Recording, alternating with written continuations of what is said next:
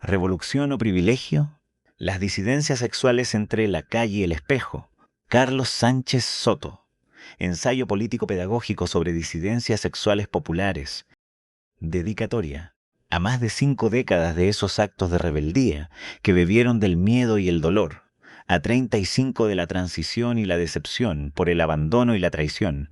Ya sabemos caminar y avanzaremos en una marcha marica. Traba, camiona, migrante, indígena, negra, gitana, autista, manca, coja, ciega, sorda, muda, multicolor. Pero sobre todo, como clase trabajadora, para nuevamente atizar el fuego que aleja a los verdugos de sueños y luchas emancipatorias que vendrán. Dedicado a Emilia Bau, Claudia Rodríguez y Pedro Lemebel, a quienes nunca tuvieron privilegios, pero sostuvieron la revolución con su vida y su esperanza.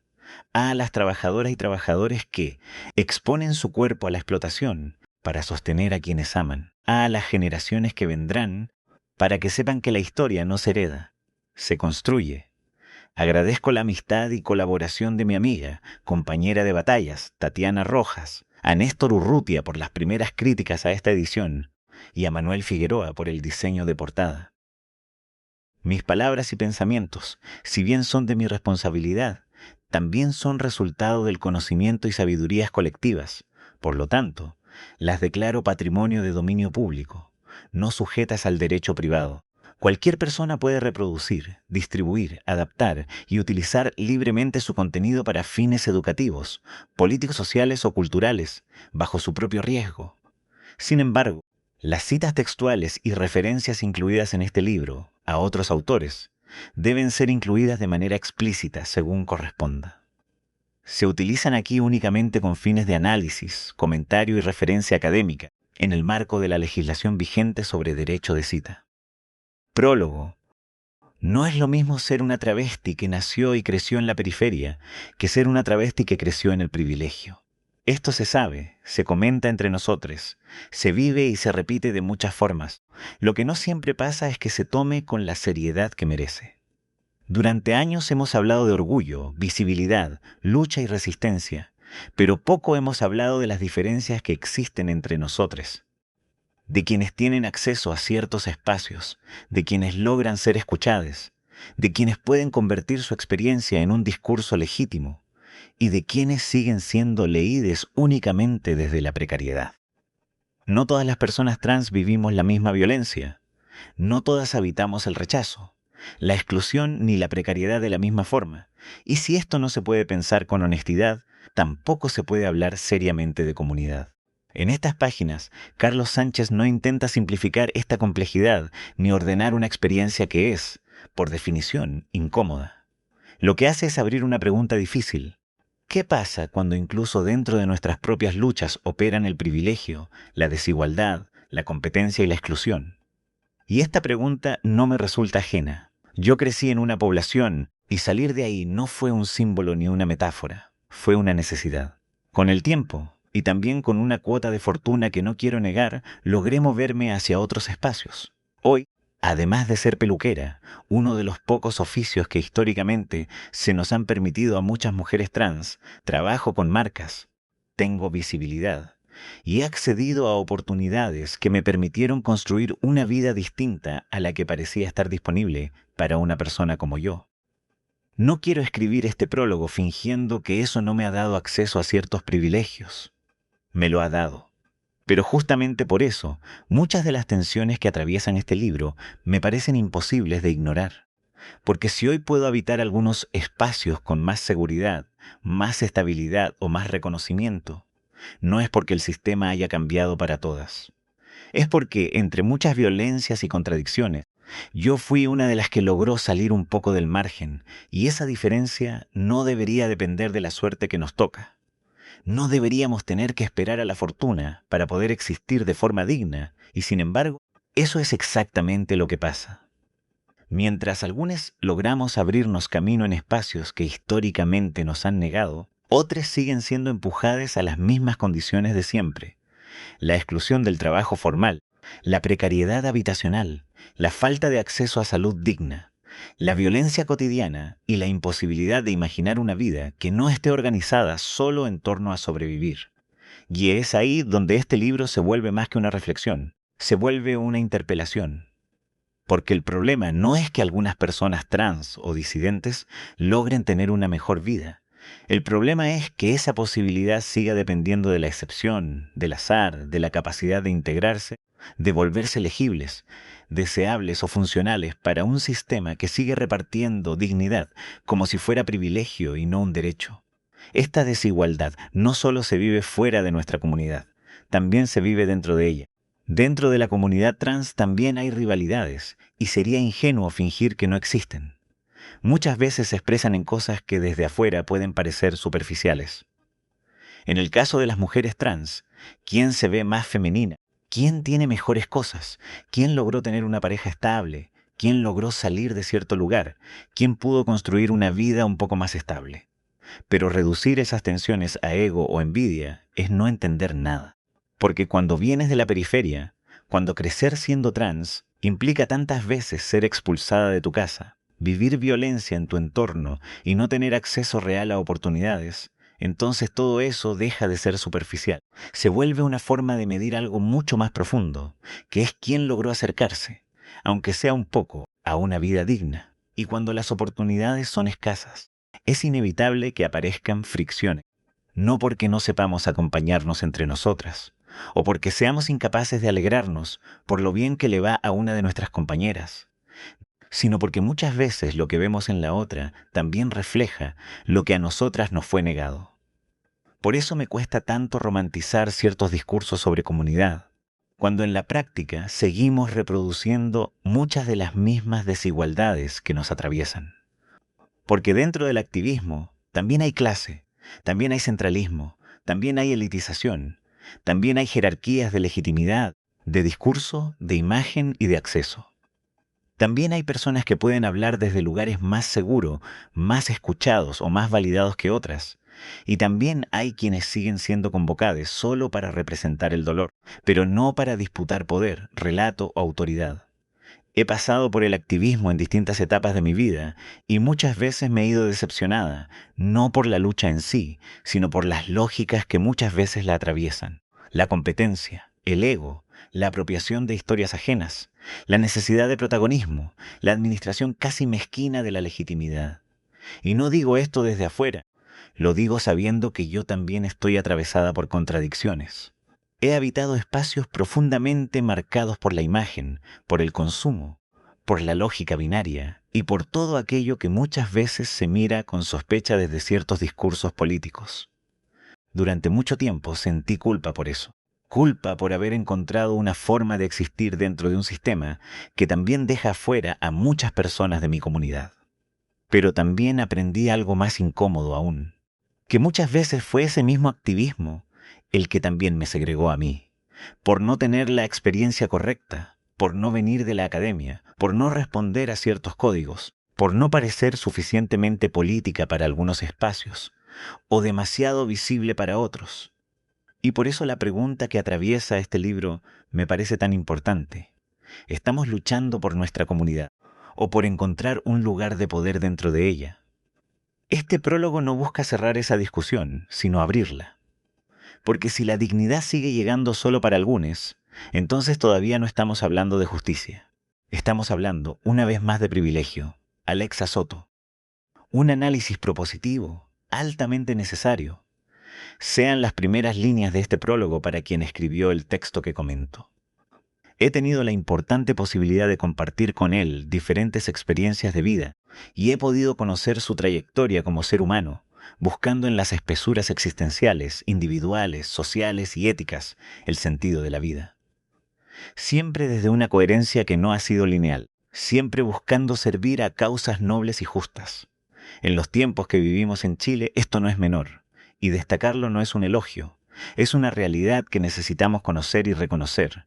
Con esa vitalidad, el autor de este libro nos comparte su propuesta y su análisis de un tema tan relevante en lo ético, lo cultural, lo existencial y lo político. Destaco, en primer lugar, el coraje de lanzar un análisis que no va totalmente en la línea recurrente de las visiones mayoritariamente en curso, pero que no por ser mayoritarias, están necesariamente en lo correcto. En el debate de ideas, de contenidos, de valores, de conocimiento y de filosofía, el asunto de mayorías y minorías no es lo más importante. Y este enfoque en el debate de ideas fortalece más la construcción de mayorías en el ejercicio del poder, y especialmente en la delegación de poder, porque concede los espacios de la continuidad y de los necesarios debates sobre asuntos que no pueden ser abordados sobre la base de dogmas y sentidos totalitarios. En el análisis que se propone, hay una cuestión de forma y fondo que podría ser considerada metodológica, pero que es más profunda. Se trata de una situación procesal y social que tiene una larga historicidad y que especialmente debe abordarse y reconocerse desde lo multifacético. Esto implica diversas variables y diversos sentidos que obligan a una dialéctica de lo contradictorio, lo concreto y lo teórico. En este contexto, cuando se considera el análisis y las propuestas desde una perspectiva de clase, se enriquece mucho el diagnóstico y lo que se considera como variables y caminos de futuro. Con respeto, creo incluso que esta perspectiva el autor la podría desarrollar mucho más en futuros escritos. Autores marxistas y revolucionarios han abordado desde una perspectiva de clase, de historicidad, de las realidades complejas y contradictorias, y creo que en este caso ese abordaje enriquece mucho la mirada que se propone. En rigor, es al revés de lo que desde algunas miradas se trata de caricaturizar, que el marxismo y el análisis de clase reducen los análisis y las propuestas. Es lo contrario. Dicho esto, es claro y evidente que también hay miradas reduccionistas desde quienes se autodefinen como marxistas o progresistas. Por otra parte, el texto problematiza con debates y procesos en curso, en Chile y en diversas partes del mundo. Hay una mirada de universalidad que no se opone a lo concreto, y que resulta muy necesaria cuando se abordan procesos vitales de historicidad y sentido cultural. En este sentido, comparto explícitamente el análisis que refiere a la necesidad de observar lo concreto en la práctica y realización de los géneros. Especialmente cuando estamos hablando de una sociedad, como la chilena, que tiene rasgos muy fuertes de cinismo, hipocresía y mercantilización de los cuerpos, incluidos los infantiles, y que lamentablemente invaden y traspasan no pocos ámbitos de las ideologías. Específicamente, por ejemplo, el sentido del trabajo llevado a la realización en los géneros y en la sociedad en su conjunto, con sus reales contradicciones de clase. Esto no es un asunto históricamente largo y profundo. En Chile es temporalmente reciente y sigue costando mucho superar las barreras del capitalismo salvaje, que se apropia de relatos, constructos y diseños que en definitiva imponen todavía una mayor superexplotación de las personas. Es lo que se refleja en los salarios, los espacios societales, las relaciones mercantilizadas, los cada vez más reducidos espacios de gratuidad y las violentas prácticas, lamentablemente transversales, que golpean a muchas personas desde una totalitaria mirada etaria. Creo que el libro provoca la reflexión, y eso es muy bueno en el Chile actual. Provoca a la problematización, y eso también es muy bueno. Ojalá se entienda esta perspectiva, y no se ataque con cierto grado de dogmatismo y violencia a quienes hacen este tipo de análisis y propuestas. Las barras no ayudan en este tipo de debates. Los géneros, la lucha de clases y los procesos emancipatorios, con toda su complejidad, son parte de ese intenso y profundo proceso histórico que Marx tan existencialmente definió como el camino de la necesidad hacia el mundo pleno de la libertad. Mi sugerencia es leer y empaparse de la mirada que nos propone el autor. Juan Andrés Lagos Espinosa. Alexa Soto es una activista trans chilena vinculada a la defensa de la diversidad sexual y los derechos humanos. Juan Andrés Lagos Espinosa es un periodista y militante histórico del Partido Comunista de Chile, con trayectoria en medios y en la política nacional. Introducción. Este libro nace de un gesto doble: recuperar un ensayo escrito hace más de 2 décadas, Los de afuera a la luz 2002, y confrontarlo con las transformaciones que han atravesado a Chile y América Latina. Aquel texto intentó trazar un mapa de la lucha por la emancipación homosexual en Chile, reconociéndola como parte constitutiva de los movimientos populares y obreros. También estuvo motivado por el gesto de Gladys Marín de acercarse al movimiento, recogiendo elementos para elaborar una postura política del Partido Comunista respecto al género y las diversidades sexuales, a más de 20 años, el balance es necesario. Parte del movimiento LGBT adoptó enfoques liberales y se dejó seducir por ilusiones pasajeras. A veces olvidamos que la fragmentación de nuestras luchas proviene de la división social y sexual del trabajo, y que nuestro objetivo es superar la exclusión. Las identidades sexuales y genéricas son expresiones de sujetos históricos que emergen en la lucha contra la explotación y la normalización de los cuerpos. Su potencia no reside en el reconocimiento simbólico, sino en la transformación material de las condiciones que producen exclusión. Hemos conquistado derechos, matrimonio igualitario, ley antidiscriminatoria, ley de identidad de género, y navegamos en un escenario cultural más amplio, aunque no del todo más libre. La heterosexualidad obligatoria sigue siendo un dispositivo político que regula deseo, fuerza de trabajo y reproducción social. La globalización digital y el capital financiero multiplican las formas de control sobre cuerpos y subjetividades. Hablar de disidencias sexuales sin hablar de clase explotada y oprimida significa repetir la operación que nos ha borrado históricamente. El fundamento de nuestras luchas no surge al reconocernos como parte de un catálogo de identidades. Nos dimos cuenta de ello porque esa fue la razón de nuestra expulsión del trabajo, la educación, la salud, la vivienda y muchas veces de la familia. Resistir ese mundo de exclusión nos llevó a luchar, aunque en el camino algunos creyeron que la cuestión era reivindicarnos solo en la diferencia. Ser LGBTIQANB o cualquier letra de un acrónimo que termina en un etcétera o en un signo más, simplemente para quedar invisibles otra vez, no tiene sentido. El acrónimo LGBT claramente está desfasado. Por ello hablaremos de disidencias sexuales, más precisamente, de disidencias sexuales populares o de clase, reconociendo que incluso este concepto sigue en debate.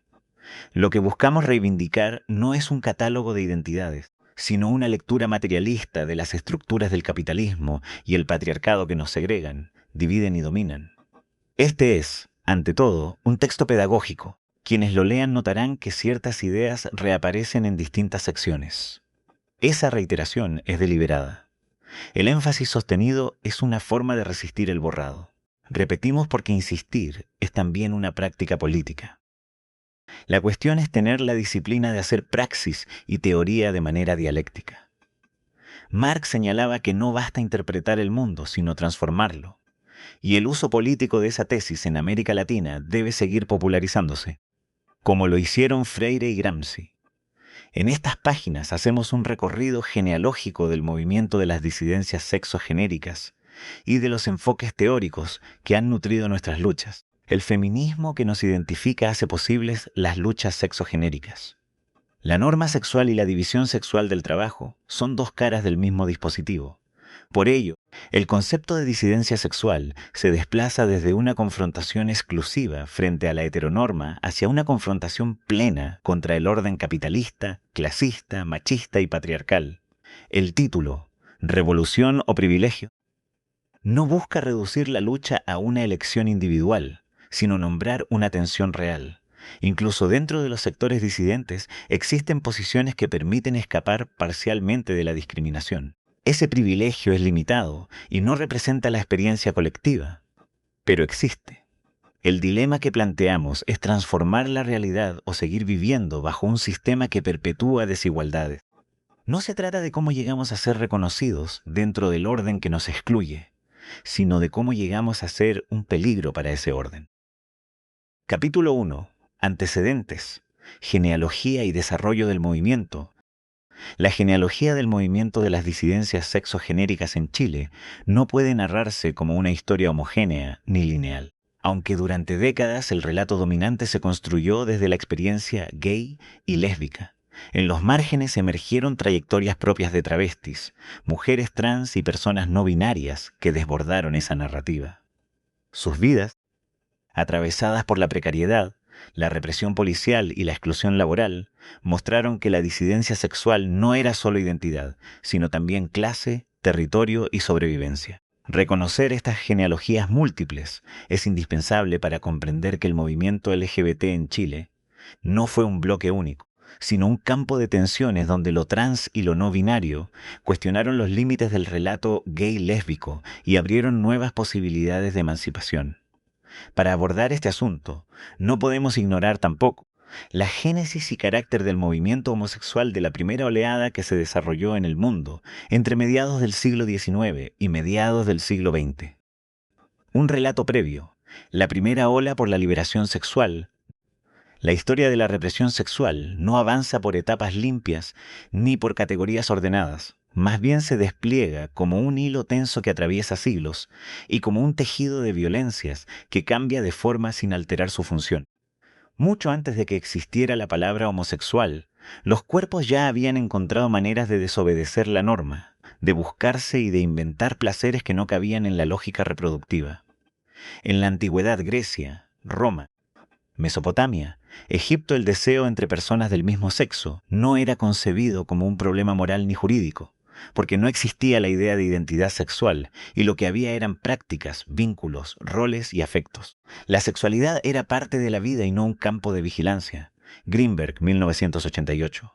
Ese mundo comenzó a desmoronarse lentamente entre los siglos I y VI, cuando las religiones monoteístas extendieron una sombra larga sobre el cuerpo. Boswell, 1980. El cristianismo, el judaísmo tardío y el islam introdujeron la idea de pecado y con ella la noción de que el deseo debía ser controlado. La sodomía dejó de ser un acto libre y pasó a convertirse en una falta moral.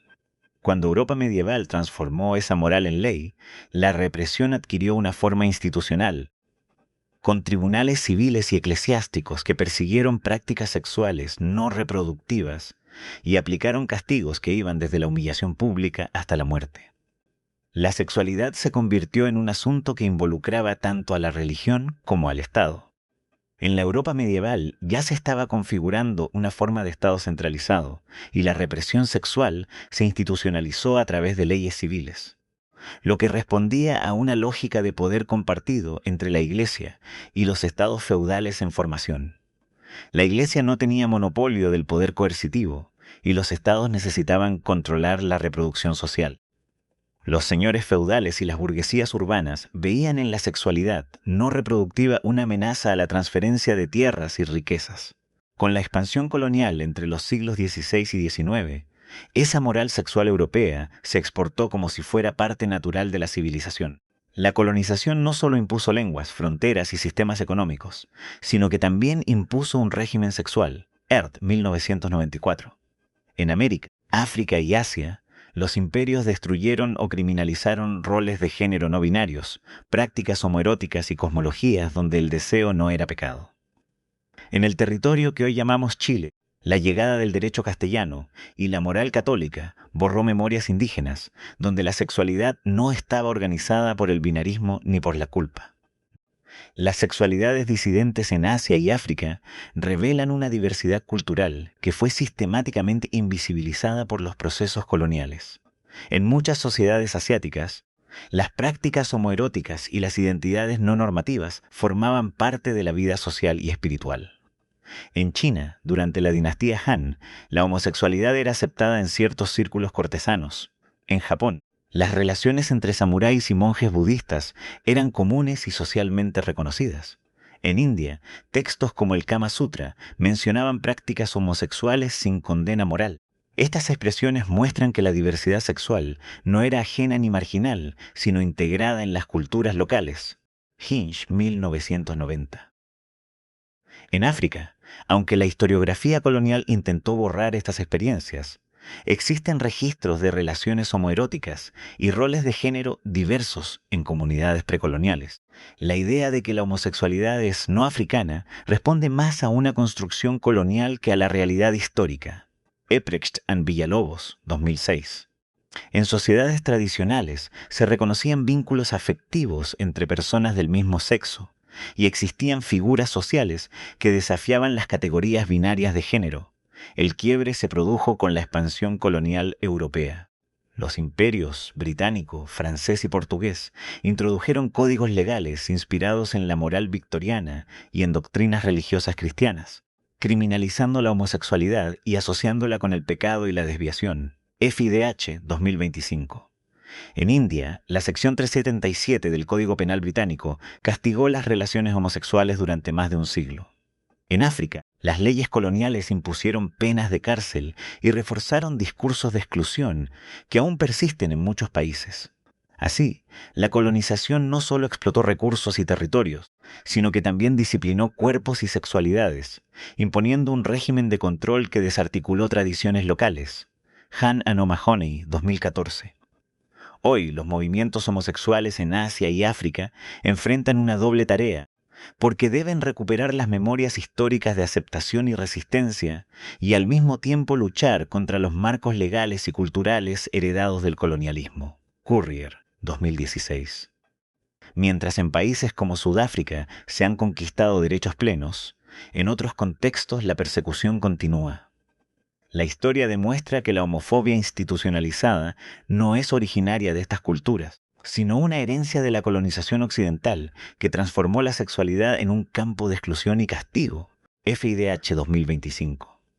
El siglo XIX añadió a la ciencia como una nueva capa de control. La medicina y la psiquiatría inventaron al homosexual como categoría diagnóstica y con ello inauguraron una forma moderna de represión. Ya no se castigaba solo el acto, sino que se clasificaba a la persona entera. Foucault, 1977, Weeks, 1981. La sexualidad se volvió objeto de estudio, de archivo y de intervención. Pero en ese mismo siglo nacieron también las primeras rebeliones. No eran aún movimientos identitarios, sino esfuerzos por desmontar la criminalización desde la ciencia sexual, desde el socialismo y desde el feminismo. La historia de la emancipación comienza ahí, en ese cruce entre cuerpos perseguidos y luchas sociales que buscaban transformar el mundo. Alemania se convirtió en el ensayo de esa modernidad sexual. Berlín, en las primeras décadas del siglo XX, era un hervidero de cultura homosexual, un espacio donde la vida marginal y perseguida se mezclaba con la experimentación política. El Institut für Sexualwissenschaft, fundado por Magnus Hirschfeld en 1919, Tamagne, 2006, fue la primera institución del mundo dedicada a la investigación y defensa pública de las minorías sexuales. Allí se discutía lo que en otros lugares solo podía susurrarse, la posibilidad de una vida sin culpa. La Revolución Rusa abrió otro camino. En 1917, al romper con la moral zarista, el nuevo Estado soviético dejó fuera del Código Penal la criminalización de la homosexualidad. No fue una proclamación identitaria, sino una consecuencia lógica de la ruptura con el orden feudal. Si la revolución prometía emancipar a la mujer, permitir el aborto y el divorcio sin restricciones, también debía dejar de castigar el deseo. Esa ventana duró poco. A partir de 1933, con el giro conservador y nacionalista del estalinismo, la homosexualidad volvió a penalizarse y la revolución sexual quedó suspendida. El fascismo europeo llevó la represión a un extremo brutal. El ascenso del nazismo en Alemania significó la destrucción del movimiento homosexual organizado. El instituto de Hirschfeld fue saqueado y sus archivos quemados en una hoguera pública. Miles de hombres fueron encarcelados y enviados a campos de concentración bajo el Triángulo Rosa. El fascismo fue una contrarrevolución política y al mismo tiempo una contrarrevolución sexual, reinstalando una moral nacionalista, militarista y pronatalista que buscaba eliminar todo aquello considerado degenerado, desde el arte moderno hasta las identidades sexuales disidentes. La derrota de la primera ola fue devastadora, pero la historia no terminó ahí. En las décadas siguientes, la represión se internalizó y la vida homosexual transcurrió de manera invisible en bares, baños públicos, parques y casas particulares. Duberman, 1993. Carter, 2004. Eran espacios frágiles, siempre bajo el riesgo de redadas, chantajes, despidos y violencia policial. Pero en esos márgenes se gestaron redes afectivas y culturales que serían decisivas para la segunda ola. 1969. Stonewall como punto de inflexión. La segunda ola, la madrugada del 28 de junio de 1969, en un bar oscuro y mal ventilado de Greenwich Village, la historia cambió de ritmo. No porque la policía hiciera algo nuevo, las redadas eran parte del paisaje cotidiano, sino porque esa noche, por razones que ningún manual podrá explicar del todo, la gente decidió no correr, no obedecer, no agachar la cabeza. Lo que ocurrió en el Stonewall Inn no fue un estallido identitario, ni una celebración colorida, ni un mito fundacional limpio. Fue una revuelta popular. Una respuesta visceral de quienes vivían en los márgenes del capitalismo urbano. Personas trans, drag queens, jóvenes sin hogar, afroamericanos, latinos, trabajadoras sexuales, cuerpos expulsados de la familia, del trabajo y de la ciudad. La policía intentó, como siempre, controlar, humillar y dispersar, pero esa noche el barrio respondió.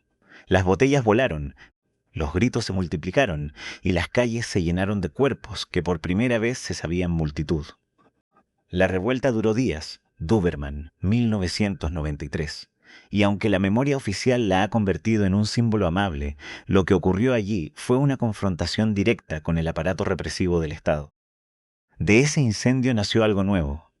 En las semanas siguientes, las reuniones y debates se multiplicaron y la rabia acumulada durante décadas encontró un lenguaje político.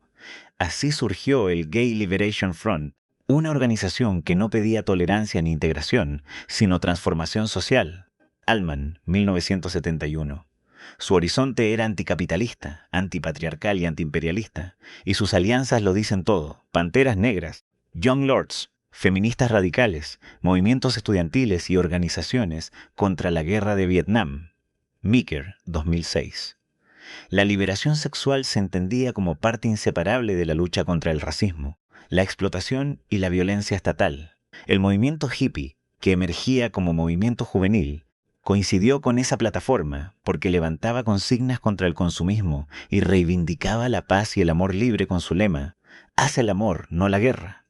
La segunda ola del movimiento LGBT no nació de una identidad, sino de una experiencia compartida de opresión material. La sexualidad se politizó porque era imposible vivirla sin enfrentar al Estado, a la policía, a la familia y al mercado laboral. La represión sexual funcionaba como un mecanismo público de disciplinamiento social. Meeker, 2006, y la revuelta de Stonewall abrió una grieta por donde entró la política. La década de 1970 fue un tiempo experimental de imaginación radical. Las lesbianas feministas cuestionaron la heterosexualidad obligatoria como pilar del patriarcado. Rich, 1980. Las personas trans denunciaron la violencia médica y policial que las mantenía en los márgenes. Stryker, 2008.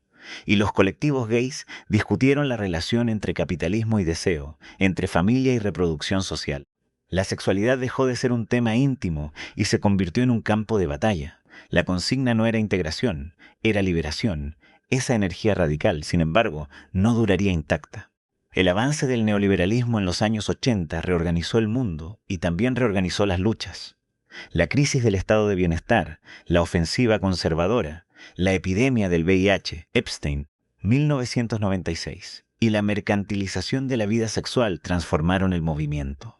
En muchos lugares, la política de liberación fue reemplazada por una política de derechos, la crítica al capitalismo por la búsqueda de reconocimiento y la revuelta por la ciudadanía. No fue una traición, fue un desplazamiento histórico en el cual el neoliberalismo no solo privatizó la economía, también privatizó el deseo. Duggan, 2003. Mientras todo eso ocurría en el norte global, en Chile la historia avanzaba por un camino más oscuro. La dictadura militar instaló un régimen de terror que destruyó organizaciones políticas y también formas de vida. La represión sexual fue parte del proyecto autoritario de vigilancia, persecución, tortura, moral conservadora y control policial de los cuerpos. Pero incluso en ese contexto, en los márgenes de la noche santiaguina, comenzaron a aparecer los primeros gestos de resistencia, pequeños, frágiles, secretos, pero decisivos. El movimiento LGBT en Chile, dictadura, transición y conflictos.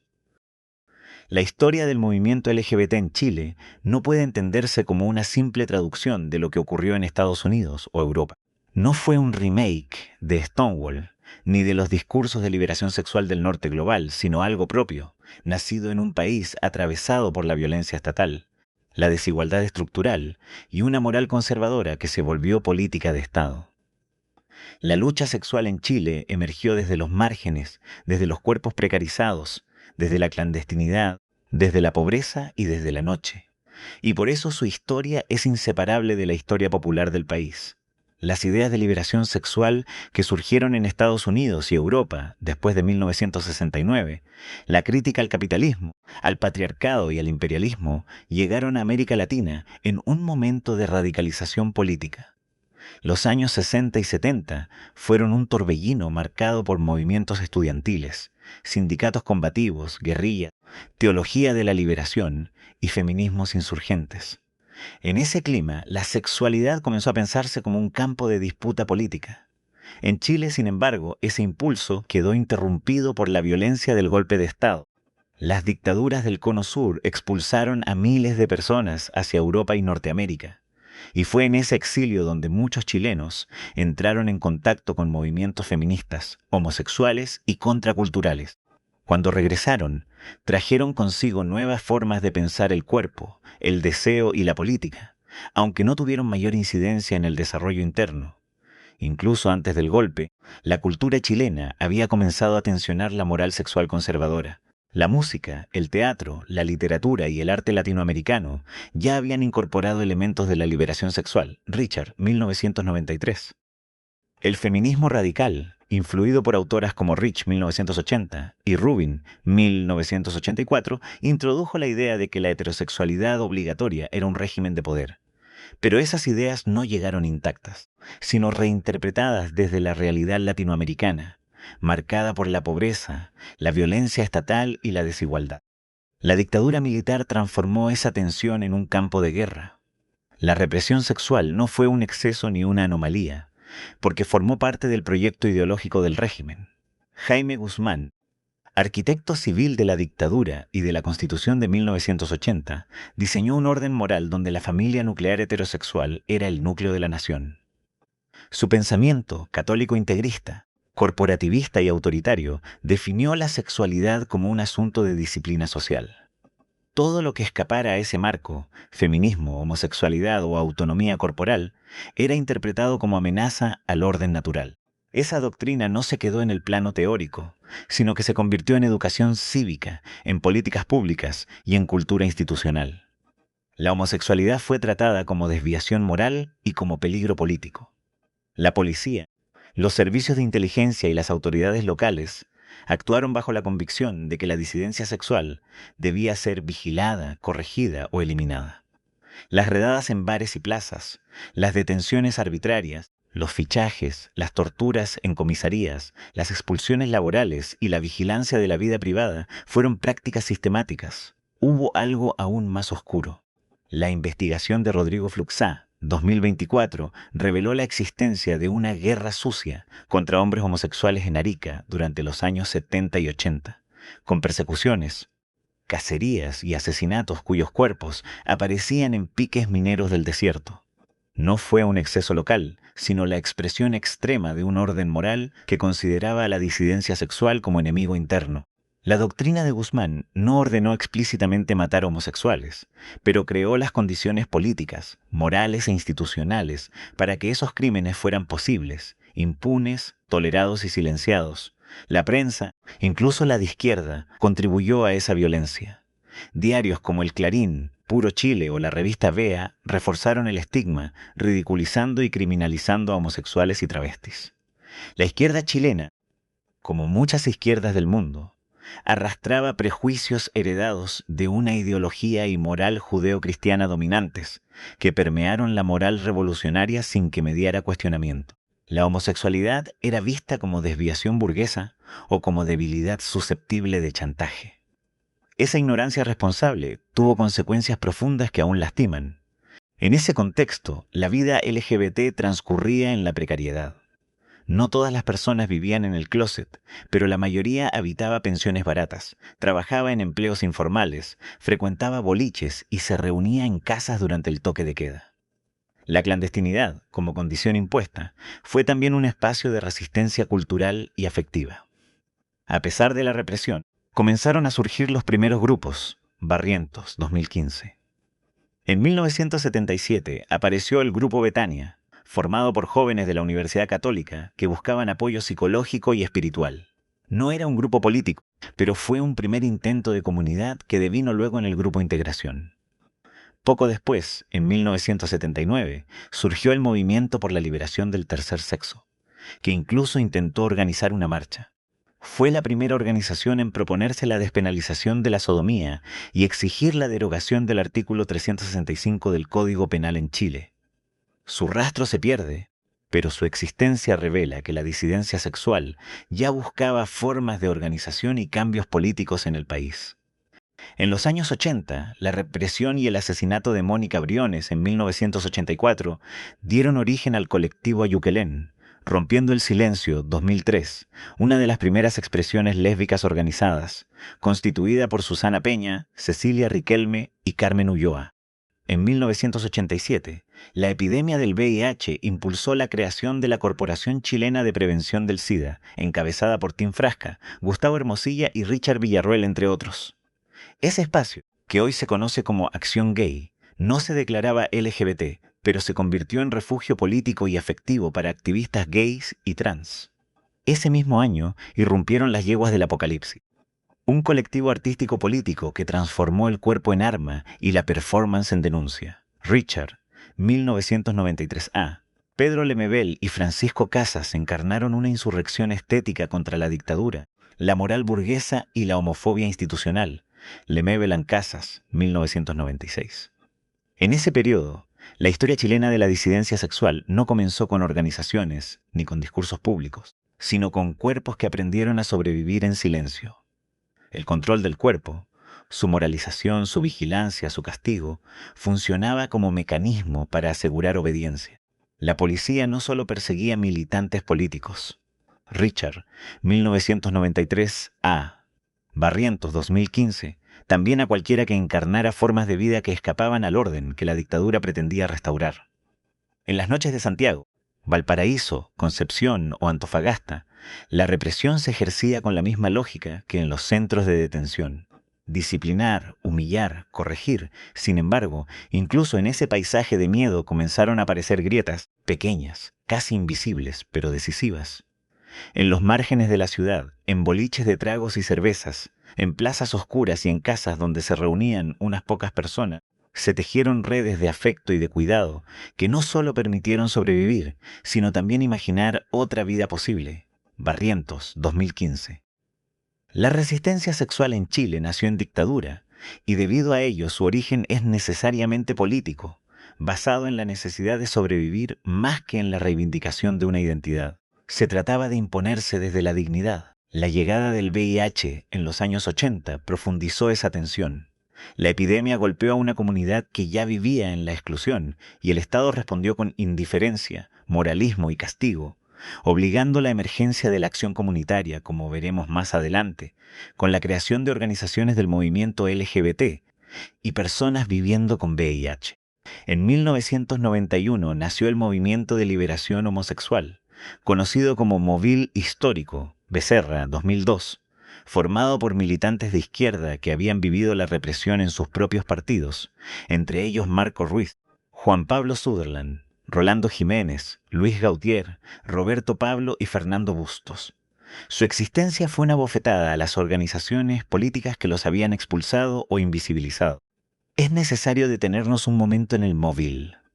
Algunos de sus dirigentes tuvieron la lucidez de elaborar documentos que dejaban por escrito las definiciones de ese primer momento político del movimiento.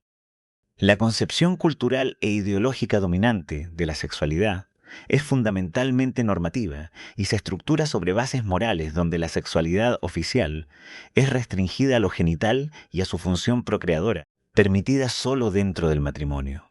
Frente a esta normatización, cualquier otro tipo de relación es considerada inmoral, desviada, como ocurre con los homosexuales. A pesar de que algunos homosexuales y heterosexuales alcancen algún grado de participación y desarrollo de carácter individual en la sociedad, su visión sexista y patriarcal de la familia y la sociedad impide el pleno desarrollo de todas sus potencialidades como ser humano integral.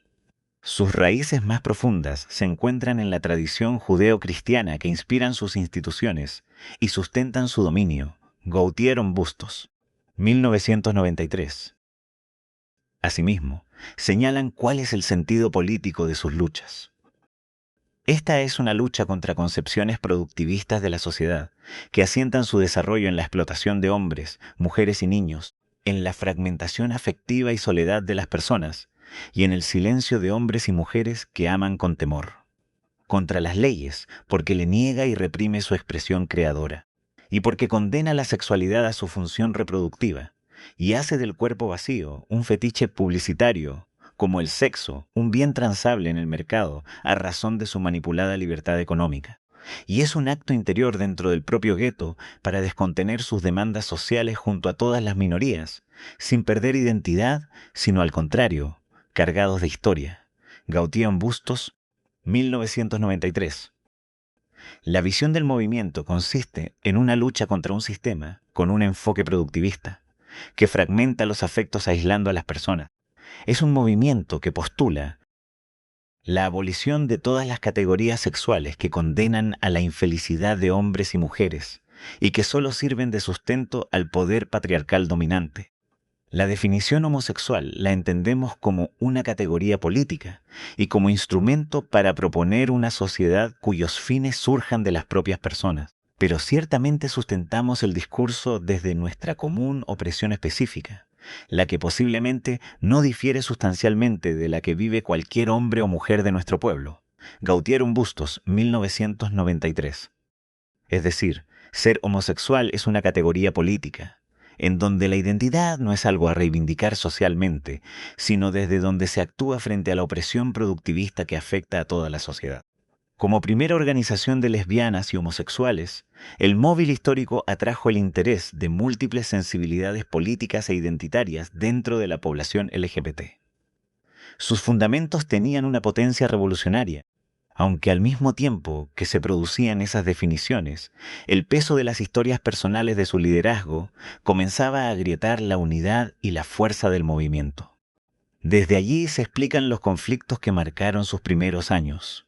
Algunos dirigentes, como Rolando Jiménez, sostenían que la prevención del VIH-Sida era un asunto de política pública y no una tarea que el movimiento debía impulsar. Otros, como Luis Gautier y Roberto Pablo, señalaban que mientras el Estado no asumiera plenamente el derecho a la salud, era responsabilidad del movimiento activar redes sociales para prevenir y evitar la muerte de compañeros. MUMS, 2013. En 1993, esta discrepancia política produjo la separación del grupo de trabajo en prevención del VIH-Sida que se había constituido en su seno. Luis Gautier y Roberto Pablo, entre otros, encabezaron entonces la creación del Centro Lambda Chile, que se abocó a la prevención del VIH, al activismo LGBT y la comunicación comunitaria. Su revista, Lambda News, fue la primera publicación LGBT de circulación regular en el país. La negativa del móvil a abordar las tareas de prevención escondía más bien el celo de perder el control del movimiento, y en lugar de comprender que la lucha política no podía limitarse a la despenalización de la sodomía, se estaba negando a incluir los derechos económicos, sociales y culturales de la población LGBT. Las tensiones entre Móvil y Lambda sobre el rol del VIH, la salud pública y la agenda política reflejaban un movimiento en construcción que no acababa de comprender sus objetivos estratégicos. Y para cerrar este episodio, es necesario considerar que la trayectoria personal de quienes ejercen liderazgo marca de manera significativa el curso de las organizaciones. En el móvil tuvo un peso considerable el miedo internalizado de algunos dirigentes a ser considerados locas, a ser vinculados con las rarezas, con el perfil feminizado de la homosexualidad. Bajo el pretexto de que esos estereotipos restaban seriedad a las demandas, se impuso un liderazgo por consenso forzado, porque nadie fue capaz de frenar la fuerza y agresividad con la que se impuso frente a quienes proponían una vía política de transformaciones estructurales. Frente a esa realidad, el movimiento lésbico buscó su propio camino. En 1994 nació la Coordinadora Lésbica, articulada por Ayuquelén y otros colectivos. La salida de las lesbianas del móvil histórico, en la misma época de la ruptura con el grupo de prevención del VIH, reveló tensiones de género dentro del movimiento. Las lesbianas denunciaron el machismo interno y la falta de articulación con el feminismo. Richard, 1993. La Coordinadora, que agrupó al Centro de Orientación de la Mujer, COUM, Lesbianas en Acción, LEA, y las lesbianas del Móvil se convirtió en un espacio autónomo, feminista y combativo, cuyo legado sería retomado por organizaciones como el Salón de las Preciosas y el Colectivo de Trabajo y Estudios Lésbicos TEL, Barrientos 2015. El TEL surgió en Santiago hacia fines de la década de 1990 como una agrupación lesbofeminista que buscaba articular investigación, activismo cultural y producción de memoria desde una perspectiva autónoma, en un contexto donde las experiencias lésbicas eran invisibilizadas tanto por el feminismo institucional como por los movimientos sociales más amplios. Su quehacer se orientó a la creación de sujetos colectivos mediante prácticas culturales y teóricas, entendiendo la cultura como un terreno de disputa política. En ese marco nació el Salón de las Preciosas, activo entre 1998 y 2004, un espacio híbrido que funcionó como casa, archivo y plataforma de performance vocal y radial, donde se mezclaban humor, crítica política y experimentación artística. El salón resignificaba categorías peyorativas, transformándolas en banderas de identidad y resistencia, y se convirtió en un lugar de encuentro para mujeres lesbianas y feministas que deseaban visibilizar sus experiencias en un Chile aún marcado por el conservadurismo. Tanto TEL como el Salón de las Preciosas fueron conscientes de la importancia de preservar registros de sus prácticas, lo que permitió que parte de su legado se conserve en el Archivo Nacional de Chile. Su enfoque político fue profundamente autónomo, integrando memoria, afecto y acción como dimensiones inseparables, y proponiendo genealogías alternativas para los movimientos sociales en América Latina, donde la práctica cultural se entendía como un acto de resistencia y la construcción de archivo como una estrategia de futuro. Posteriormente surgió Rompiendo el Silencio, colectivo comunicacional creado por iniciativa de la periodista Erika Montesinos, que se constituyó como referente de las lesbianas hasta el presente. Si para el Móvil el camino iniciado por las lesbianas daba cuenta de una existencia autónoma, quedaba por ver qué posibilidades existían de un acercamiento con travestis y trans. Sin embargo, nuevamente la piedra de tope fue la visión sesgada y misógina de algunos dirigentes, de manera que la población trans no tuvo posibilidades de articularse desde allí. El movimiento gay debía mostrar cartas de buena conducta y apariencia que permitieran ser aceptados y respetados en el debate público. Esta tensión fue el origen de serias disputas entre dirigentes en las asambleas, que ocasionaron una crisis al interior del Móvil. El activismo original comenzó a reducirse debido a los métodos de dirección autoritarios impuestos por Rolando Jiménez, hasta que se convocó a una asamblea que determinó suspenderlo de sus funciones, permitiendo que el Móvil avanzara hacia una etapa de recuperación de las fuerzas que se habían alejado. Un encuentro organizado por la Liga Colombiana de Lucha contra el SIDA, realizado en Bogotá en 1997, permitió que dirigentes de Centro Lambda y Móvil comenzaran a dialogar nuevamente. En 1998 se produjo la reunificación que dio origen al MUMS, Movimiento Unificado de Minorías Sexuales, actualmente Movimiento por la Diversidad Sexogenérica, Barrientos 2015.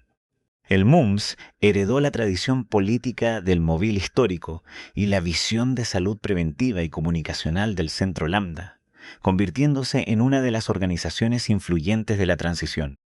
Rolando Jiménez había constituido el Centro de Investigación Multidisciplinario de la Sexualidad, CIMUSEX, pero luego de la reunificación del Móvil y el Centro Lambda, adoptó la sigla Móvil como Movimiento de Integración y Liberación de la Homosexualidad, diferenciándose del Móvil histórico original, aunque utilizando el prestigio simbólico que esta organización tuvo en sus inicios.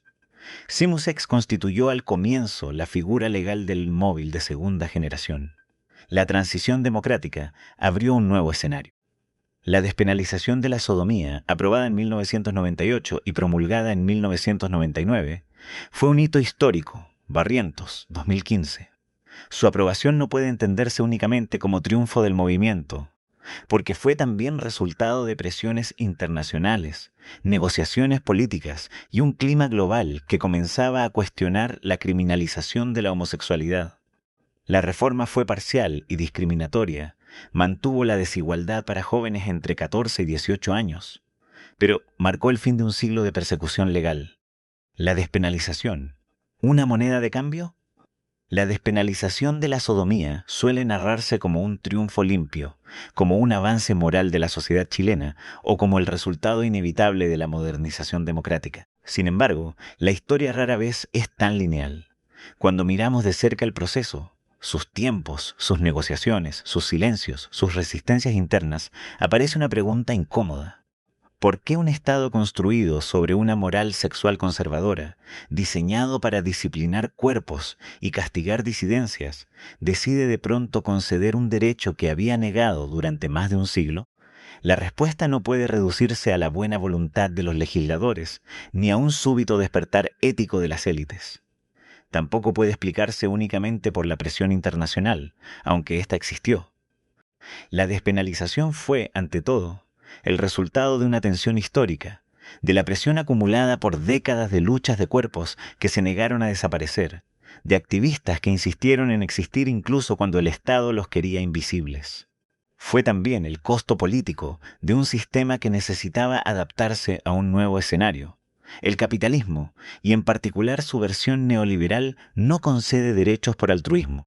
Los concede cuando necesita reorganizar su legitimidad, cuando la presión social amenaza con desbordar los límites de la gobernabilidad, cuando la exclusión absoluta deja de ser funcional, cuando la represión abierta se vuelve demasiado costosa, cuando la integración parcial permite estabilizar el orden. El neoliberalismo chileno, ese experimento radical que reorganizó la vida desde la dictadura, necesitaba mostrar modernidad, apertura y tolerancia. Necesitaba producir la imagen de un país que avanzaba hacia estándares internacionales, que dejaba atrás la barbarie autoritaria y que se integraba al mundo globalizado. La despenalización ofrecía un gesto simbólico. Chile ya no castigaba el deseo. Pero ese gesto no tocaba las bases materiales de la desigualdad, no transformaba la vida de las disidencias, no cuestionaba la moral sexual heredada, no alteraba la estructura que producía la violencia. La despenalización fue un hito histórico, una ruptura con un siglo de criminalización, una victoria arrancada a un Estado que nunca quiso concederla. Entender su trasfondo nos permite ver que nuestras luchas no solo conquistan derechos, sino que obligan al sistema a evolucionar. El capitalismo es un organismo que se adapta para no perder el control sobre su entorno. El neoliberalismo no fue imaginado por la burguesía siglos atrás, sino una respuesta histórica a las luchas obreras, feministas, estudiantiles y sexuales. Fue la forma que encontró el sistema para reorganizar su dominio, cuando la sociedad comenzó a exigir más de lo que estaba dispuesto a conceder. La despenalización, entonces, no fue un regalo. Fue una negociación histórica entre un movimiento que avanzaba y un sistema que se reacomodaba.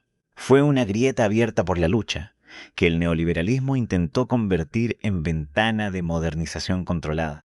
Fue un triunfo que reveló, al mismo tiempo, los límites de la integración. Y entender esto no disminuye la victoria, sino que la vuelve más compleja, más real, más política. Nos recuerda que cada avance tiene un costo, que cada derecho conquistado obliga al sistema a mutar, que cada conquista abre nuevas preguntas. Nos recuerda que la liberación sexual no puede reducirse a reformas legales, porque el sistema es capaz de absorberlas sin transformarse. Nos recuerda que la lucha continúa, precisamente porque el capitalismo también lucha para sobrevivir. En las líneas siguientes se describe cómo fue este proceso legislativo y cuáles fueron las razones que lo hicieron posible. En junio de 1993, el Móvil presentó ante la Presidencia de la República una carta en la que solicitaba que el Poder Ejecutivo impulsara la modificación del Código Penal, con el objeto de derogar el artículo 365, que castigaba la sodomía, y modificar los artículos 373 y 374, relacionados con las ofensas a la moral y las buenas costumbres. El gobierno de Patricio Aylwin ya tenía el propósito de introducir cambios al Código Penal y en agosto de ese mismo año envió al Parlamento el proyecto de ley correspondiente. El debate en las comisiones de Constitución y Justicia y en el pleno de ambas cámaras derivó en una serie de modificaciones y cambios, hasta que finalmente la Cámara de Diputados aprobó la redacción final luego de 3 años de discusión. Algunos parlamentarios, como Iván Moreira, argumentaban que si se derogaba el artículo, se abrían las puertas para que la homosexualidad creciera en el país. Ese tipo de creencias estaba instalado en Chile y Latinoamérica como un sentido común que temía ver, en un futuro, cómo personas del mismo sexo manifestaban públicamente sus afectos. Estos argumentos no solo revelaban ignorancia, sino también una moral hipócrita, machista y retrógrada. En junio de 1996, el debate pasó al Senado, que en septiembre de 1997 aprobó la modificación del Código Penal sin derogar el artículo 365. De este modo, el objetivo del móvil no había sido alcanzado en ese segundo trámite. Sin embargo, un año más tarde, la Comisión Mixta del Parlamento redactó la modificación definitiva del artículo 365, despenalizando las relaciones consentidas entre adultos mayores de 18 años, aunque manteniendo la desigualdad respecto de las personas entre 14 y 18 años.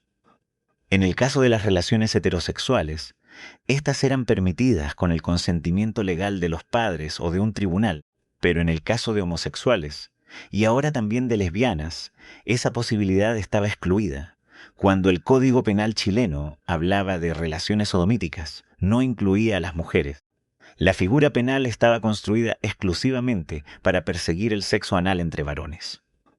Con la nueva redacción, se permitía que cualquier persona, incluyendo a las mujeres, mayor de 18 años, pudiera tener relaciones consentidas con personas de su mismo sexo. El castigo a la sodomía fue una herramienta para controlar la masculinidad popular, la vida nocturna, los cuerpos obreros y los espacios marginales. También explica por qué las lesbianas quedaron invisibilizadas, mientras las mujeres trans y travestis fueron perseguidas bajo otras figuras como escándalo público o ofensas a la moral y las buenas costumbres. La despenalización afectó principalmente a los hombres gays. Finalmente, el 22 de diciembre de 1998, en el tercer trámite del Parlamento, la Comisión Mixta aprobó la modificación y esta se promulgó en julio de 1999. En el móvil, a esas alturas, la despenalización fue inesperada y no había claridad sobre las razones por las cuales los sectores conservadores del Parlamento accedieron a modificar la norma en el modo en que lo hicieron. Este hecho no puede entenderse únicamente como un triunfo del movimiento local. Su contexto revela la interacción entre presión internacional, negociaciones comerciales y estándares de derechos humanos. Mientras en Chile se discutía la reforma al Código Penal, la Unión Europea firmaba en 1997 el Tratado de Ámsterdam. Unión Europea, 1997. Ese tratado introdujo por primera vez en las normas comunitarias una prohibición explícita de la discriminación por orientación sexual, artículo 13 TCE. Desde entonces, la UE asumía como principio vinculante la igualdad de las personas LGBTIQ+, abriendo paso a políticas contra la homofobia y a la exigencia de estándares mínimos en los Estados miembros y en sus relaciones exteriores. En ese contexto, la despenalización de la homosexualidad en Chile se convirtió en un criterio político de pertinencia y cooperación con la UE, aunque no estuviera formulado como requisito formal de adhesión. No podemos decir que el Tratado de Ámsterdam fue la causa directa de la reforma en Chile, pero sí fue un factor decisivo de contexto. La Unión Europea ya había normado la no discriminación por orientación sexual y Chile, al iniciar conversaciones para un tratado de libre comercio, necesitaba mostrar avances en derechos humanos. La reforma del Código Penal de 1998 puede leerse como parte de esa estrategia de adecuación internacional, además de responder a presiones internas de activismo y jurisprudencia. En el móvil, este vínculo internacional se conoció solo más tarde, en conferencias de la Asociación Internacional de Lesbianas y Gays, ILGA. En Chile, el gobierno de Eduardo Frei Ruiz-Tagle había iniciado negociaciones para un acuerdo de libre comercio con la Unión Europea, que finalmente sería firmado por Ricardo Lagos en 2002. Ese acuerdo, en su artículo primero, señalaba que el respeto a los principios democráticos y a los derechos humanos fundamentales, tal como se enuncian en la Declaración Universal de los Derechos Humanos de las Naciones Unidas y al principio del Estado de Derecho, inspira las políticas internas e internacionales de las partes y constituye un elemento esencial del presente acuerdo. Chile-UE 2002.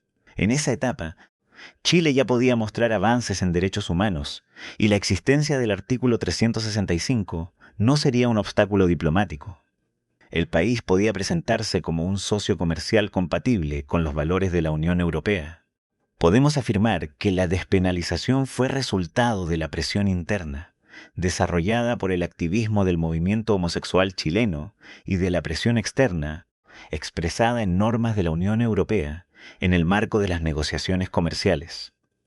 Esto muestra cómo la globalización y los tratados de libre comercio pueden actuar como catalizadores de cambios en la legislación sexual, aunque no como hechos casuales. Las normas alcanzadas por la Unión Europea fueron resultado de décadas de luchas del movimiento LGBT europeo, y en ese sentido las redes internacionales fueron fundamentales.